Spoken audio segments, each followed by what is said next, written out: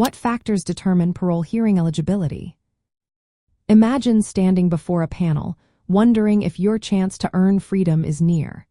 What exactly makes you eligible for a parole hearing? Let's explore the key factors that influence this process.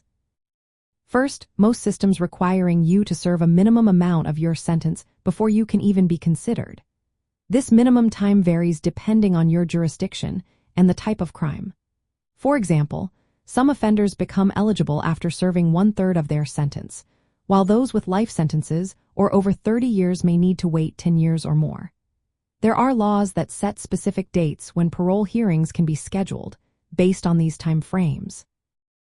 Next, you usually have to apply for parole consideration. This means submitting a formal request to the parole board. Some individuals might choose to waive this right, but most will need to make the application to be considered.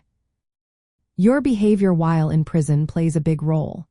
The parole board looks at your conduct, such as any disciplinary infractions, participation in rehabilitation programs, educational courses, substance abuse treatment, vocational training, or counseling.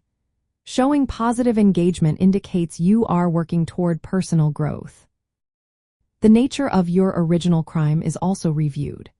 The board considers the circumstances of the offense, whether there were any aggravating or mitigating factors, and your previous criminal record.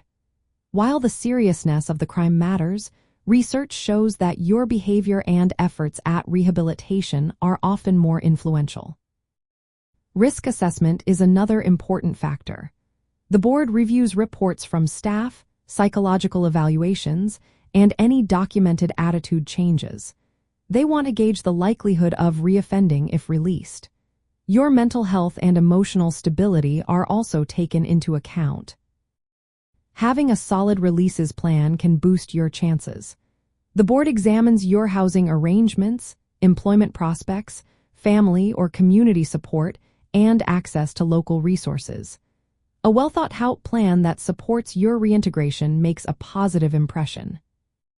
Your personal motivation and goals matter too. If you can demonstrate a sincere desire to lead a law-abiding life, along with strengths and clear goals, it can influence their decision. Previous parole or probation history is reviewed to see how well you have adjusted in community supervision. Good records of compliance can work in your favor. Finally, legal rules and jurisdictional laws set specific requirements. Some places give earned credits or merit time that can shorten the time needed before you are eligible for a hearing. Understanding these factors helps returning citizens prepare better. Focusing on good conduct, developing a strong releases plan, and engaging with support services can improve your chances of a successful parole hearing.